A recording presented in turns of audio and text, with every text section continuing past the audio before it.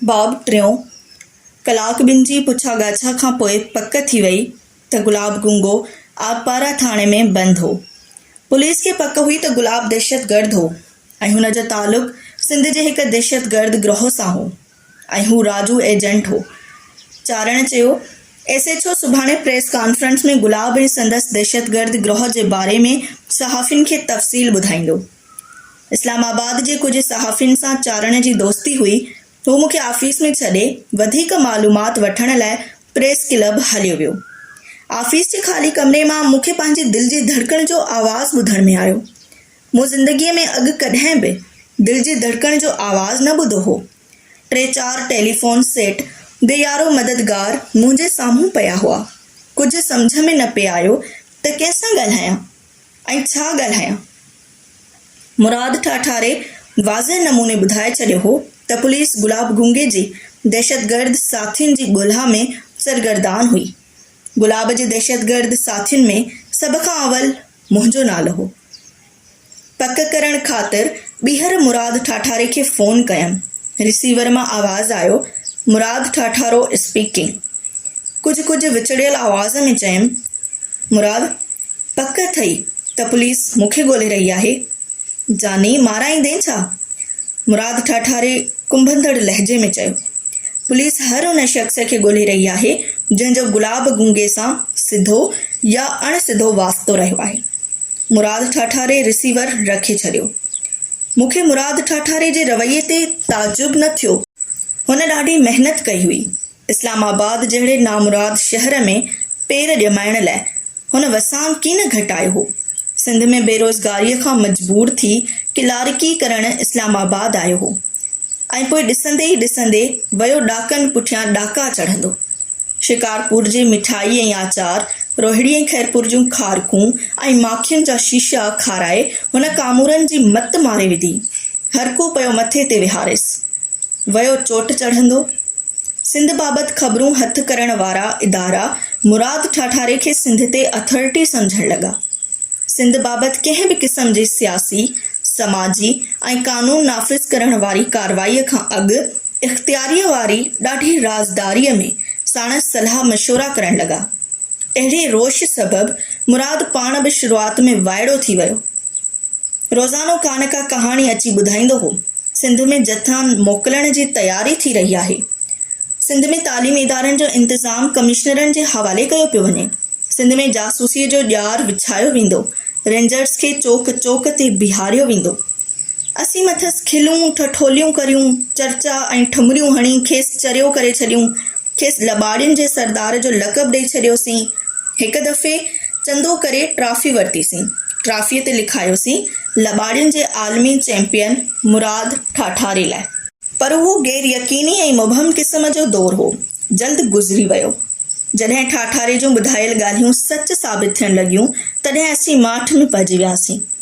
कुझु दोस्तनि मुराद ठाठेरे खे अकाबर ऐं अॻकथियुनि गिरोहड़ीअ जो हिकु रकाब मञियो। कुझु दोस्तनि खे सियासी मदबर सम्झो ऐं कुझु दोस्त कंहिं बि नतीजे ते पहुची न सघिया। मंझाइन के अहिड़ा दोस्त बि हुआ जेके मुराद ठाठेरे खे शक जी निगाह सां ॾिसण लॻा। हिकु ॿिनि ॼणनि बिना हबिक जे चई छॾियो त मुराद ठाठारो एजेंसियुनि जो पघारदार एजेंट आहे। अॻिते हली ॿियो कुझु ख़ासि त न थियो। मुराद ठाठारो मोहतात थी पियो। हुन सिंध जी सियासत बाबति ॻाल्हाइण, ख़ासि तरह सां पेशन गोयूं ऐं अॻकथियूं करण जो सिलसिलो ख़तमु करे छॾियो। आस्ते आस्ते समूरी संगत सां मिलण जुलण बि घटाए छॾियईं। हुन मिलण जुलण वारनि जो नओं तबिको पैदा करे वरितो। 12-13 सालनि में 21 ग्रेड खे वञी धकु हयाईं। पर वॾी सान्हा वारो मुड़ुसु हो। पुराणनि यारनि दोस्तनि खे विसारियो न हुयाईं। जॾहिं बि कमकार ख़ातिर मिलबो हुअसि त भाकुर पाए मिलंदो हो।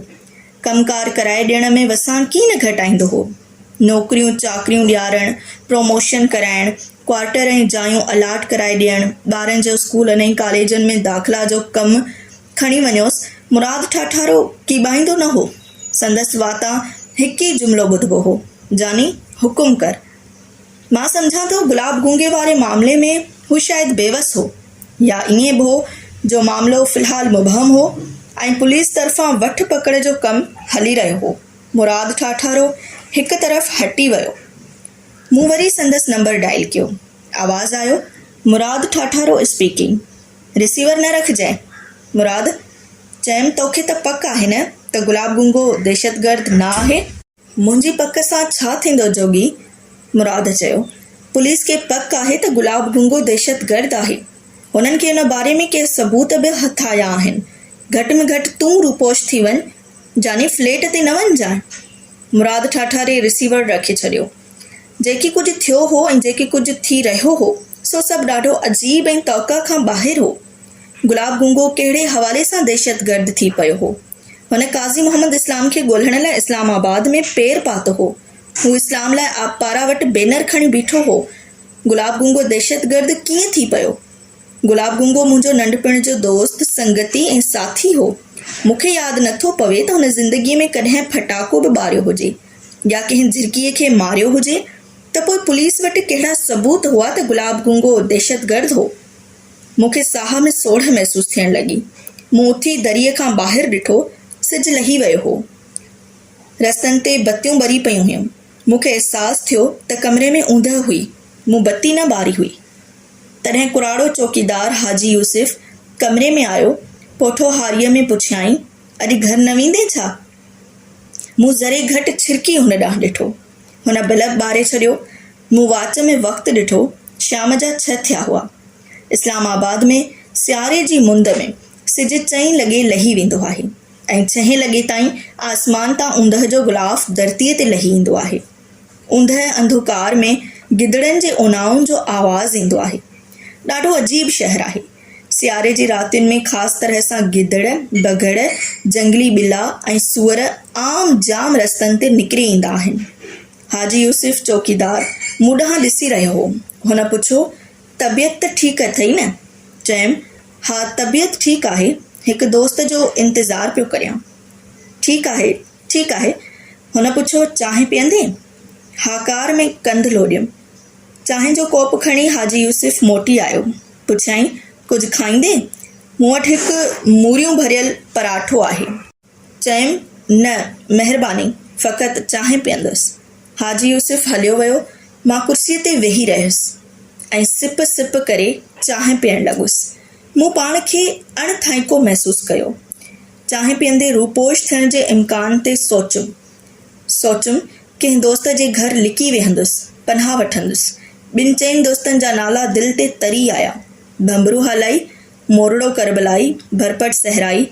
सोचुमि, भरपट सहराई ठीकु आहे, सादो आहे, सबाझड़ो आहे ऐं मथां वरी शाइर क़िस्म जो माण्हू आहे।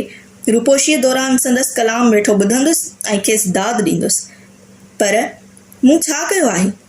गुलाब गुंगे कहिड़ो गुनाह कयो आहे? वजूद मां पड़ाॾनि जो गोड़ ॿुधण में आयो। उन वक़्तु चारण चरियो हमेशह वांगुरु तवाई सहकंदो आयो। चयाईं, 2 ख़बरूं आहिनि। हिकु त तुंहिंजे फ्लैट तां पुलिस खे दहशतगर्दीअ बाबति के सबूत हथ आया आहिनि। मुंहिंजे फ्लैट तां? मूंखे ताजुब थियो। पुछियुमि, छा लधो अथनि? अलाए, वराणियाई। सुभाणे प्रेस कॉन्फ्रेंस में सहाफ़ियुनि ऐं रेडियो ऐं टेलीविज़न जे नुमाइंदनि आॾो पेश कंदा। पुछियुमि, ऐं ॿी कहिड़ी ख़बर आहे? जवाबु ॾियण खां अॻु चारण मूं ॾांहुं टिक ॿधी ॾिसंदो रहियो। पुछियुमि, ॿी ख़बर कहिड़ी आहे? वराणियाई, तफ़्तीश दौरान गुलाब गुंगे सिंध में दहशतगर्दीअ बाबति अहम इंकशाफ़ कया आहिनि। मूंखे ईअं महसूसु थियो ॼण किथे को आतिश फ़शां फाटी पियो हुजे ऐं ज़िलज़िलो आयो हुजे। ईअं लॻो ॼण मार्गला टकरियुनि जो सिलसिलो ड्रही वियो ऐं समूरो इस्लामाबाद खंडरनि में बदिलजी वियो।